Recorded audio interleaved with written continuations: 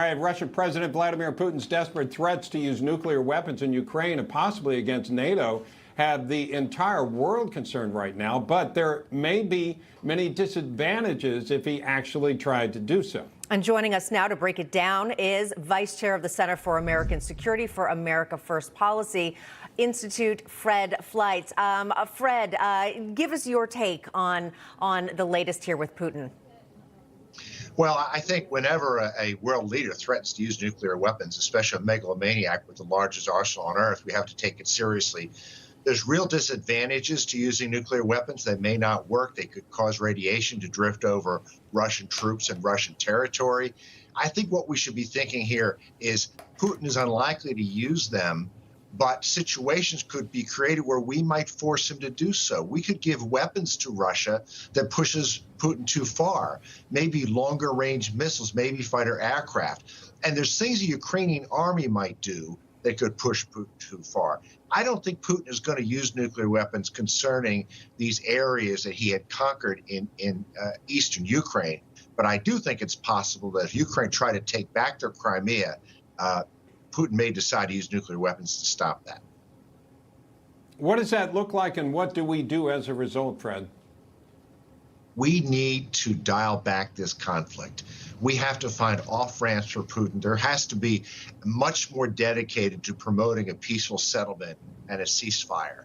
It worries me when people say, well, if we give enough weapons to the Ukrainians, they're going to win and the war is going to be over. I hope that's the case. I really do.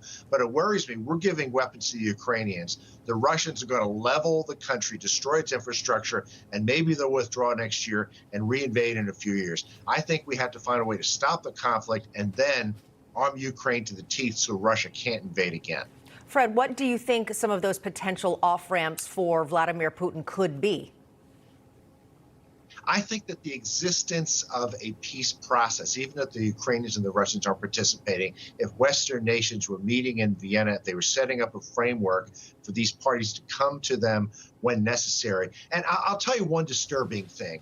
The Secretary of Defense was reported yesterday by the BBC, had a phone call with his counterpart for the first time since May. And I've heard the same thing about the Secretary of State. Our top leaders are not talking to the Russians at all. I thought this was the A team, the adults in the room who understood foreign policy.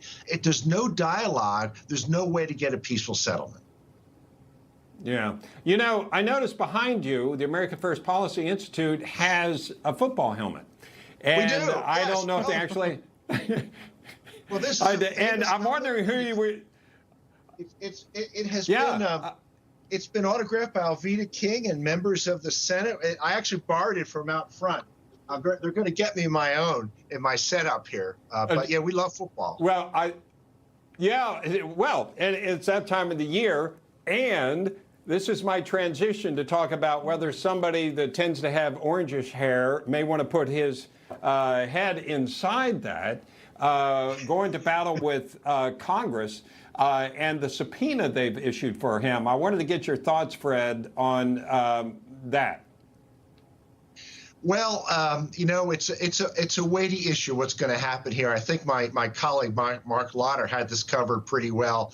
I think that this Congressional January 6th Commission is really a sham, and I'm looking forward to seeing it ending when this Congress is over. We know that it wasn't set up properly. It's been, I mean, you saw this video, this very carefully made video of Nancy Pelosi going around talking about ending this conflict and insulting President Trump during January 6th. This is a sham. It's time to end it.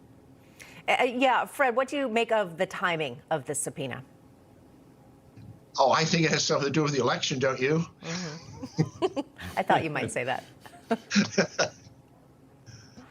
All right, Fred Fleitz, on that, we're going to have to say goodbye. Have a great weekend. Thanks so much for being with us. You too. Good to be here.